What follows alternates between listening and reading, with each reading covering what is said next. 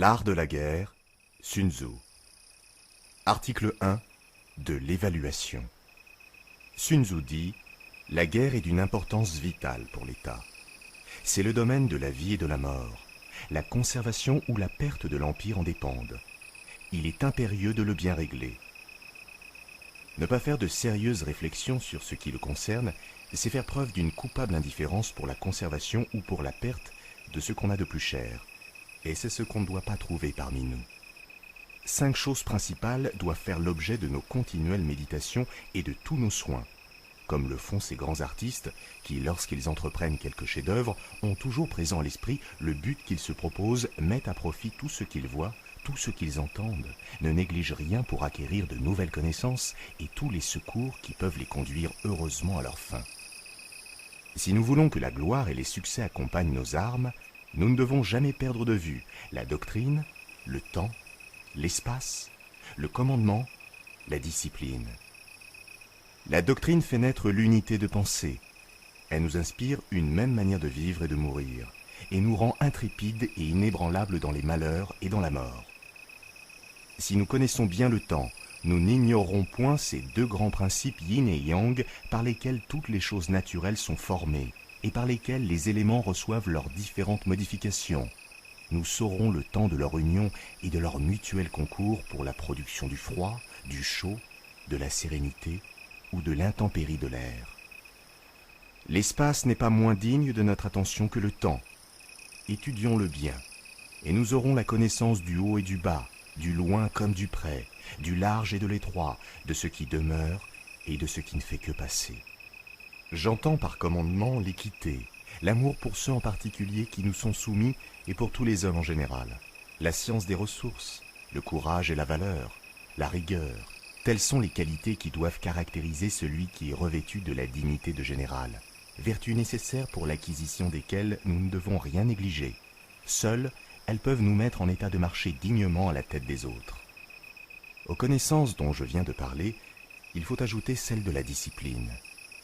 Posséder l'art de ranger les troupes, n'ignorer aucune des lois de la subordination et les faire observer à la rigueur, être instruit des devoirs particuliers de chacun de nos subalternes, savoir connaître les différents chemins par où on peut arriver à un même terme, ne pas dédaigner d'entrer dans un détail exact de toutes les choses qui peuvent servir et se mettre au fait de chacune d'elles en particulier. Tout cela ensemble forme un corps de discipline dont la connaissance pratique ne doit point échapper à la sagacité ni aux attentions d'un général. Vous donc que le choix du prince à placer à la tête des armées, jetez les fondements de votre science militaire sur les 5 principes que je viens d'établir. La victoire suivra partout vos pas. Vous n'éprouverez au contraire que les plus honteuses défaites si, par ignorance ou par présomption, vous venez à les omettre ou à les rejeter. Les connaissances que je viens d'indiquer vous permettront de discerner parmi les princes qui gouvernent le monde celui qui a le plus de doctrine et de vertu. Vous connaîtrez les grands généraux qui peuvent se trouver dans les différents royaumes, de sorte que vous pourrez conjecturer assez sûrement quel est celui des 2 antagonistes qui doit l'emporter. Et si vous devez entrer vous-même en lice, vous pourrez raisonnablement vous flatter de devenir victorieux. Ces mêmes connaissances vous feront prévoir les moments les plus favorables, le temps et l'espace étant conjugués pour ordonner le mouvement des troupes et les itinéraires qu'elles devront suivre, et dont vous réglerez à propos toutes les marches. Vous ne commencerez ni ne terminerez jamais la campagne hors de saison. Vous connaîtrez le fort et le faible, tant de ceux qu'on aura confiés à vos soins que des ennemis que vous aurez à combattre.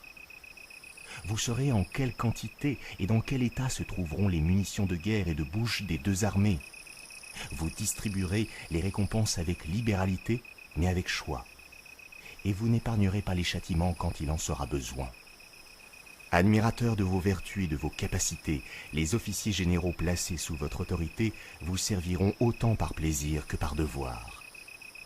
Ils entreront dans toutes vos vues, et leur exemple entraînera infailliblement celui des subalternes, et les simples soldats concourront eux-mêmes de toute leur force à vous assurer les plus glorieux succès. Estimez, respectez, chéris des vôtres. Les peuples voisins viendront avec joie se ranger sous les étendards du prince que vous servez, ou pour vivre sous ses lois, ou pour obtenir simplement sa protection. Également instruits de ce que vous pourrez, Et de ce que vous ne pourrez pas, vous ne formerez aucune entreprise qui ne puisse être menée à bonne fin. Vous verrez avec la même pénétration ce qui sera loin de vous comme ce qui se passera sous vos yeux, et ce qui se passera sous vos yeux comme ce qui en est le plus éloigné. Vous profiterez de la dissension qui surgit chez vos ennemis pour attirer les mécontents dans votre parti en ne leur ménageant ni les promesses, ni les dons, ni les récompenses. Si vos ennemis sont plus puissants et plus forts que vous, vous ne les attaquerez point. Vous éviterez avec un grand soin ce qui peut conduire à un engagement général. Vous cacherez toujours avec une extrême attention l'état où vous vous trouverez. Il y aura des occasions où vous vous abaisserez et d'autres où vous affecterez d'avoir peur. Vous feindrez quelquefois d'être faible, afin que vos ennemis, ouvrant la porte à la présomption et à l'orgueil, viennent ou vous attaquer mal à propos, ou se laissent surprendre eux-mêmes et tailler en pièces honteusement. Vous ferez en sorte que ceux qui vous sont inférieurs ne puissent jamais pénétrer vos desseins. Vous tiendrez vos troupes toujours alertes, toujours en mouvement et dans l'occupation, pour empêcher qu'elles ne se laissent amollir par un honteux repos. Si vous prêtez quelque intérêt aux avantages de mes plans, faites en sorte de créer des situations qui contribuent à leur accomplissement. J'entends par situation que le général agisse à bon escient, en harmonie avec ce qui est avantageux, et par là même dispose de la maîtrise de l'équilibre. Toute campagne guerrière doit être réglée sur le semblant. Feignez le désordre, ne manquez jamais d'offrir un appât à l'ennemi pour le leurrer, simulez l'infériorité pour encourager son arrogance, sachez attiser son courroux pour mieux le plonger dans la confusion, sa convoitise le lancera sur vous pour s'y briser. Hâtez vos préparatifs lorsque vos adversaires se concentrent, là où ils sont puissants, évitez-les. Plongez l'adversaire dans d'inextricables épreuves et prolongez son épuisement en vous tenant à distance. Veillez à fortifier vos alliances au dehors et à affermir vos positions au dedans par une politique de soldats paysans. Quel regret que de tout risquer en un seul combat, en négligeant la stratégie victorieuse et faire dépendre le sort de vos armes d'une unique bataille. Lorsque l'ennemi est uni, divisez-le et attaquez là où il n'est point préparé, en surgissant lorsqu'il ne vous attend point. Telles sont les clés stratégiques de la victoire, mais prenez garde de ne point les engager par avance. Que chacun se représente les évaluations faites dans le temple avant les hostilités comme des mesures. Elles disent la victoire lorsqu'elles démontrent que votre force est supérieure à celle de l'ennemi. Elles indiquent la défaite lorsqu'elles démontrent qu'il est inférieur en force. Considérez qu'avec de nombreux calculs, on peut remporter la victoire. Redoutez leur insuffisance. Combien celui qui n'en fait point a peu de chances de gagner? C'est grâce à cette méthode que j'examine la situation et l'issue apparaîtra clairement.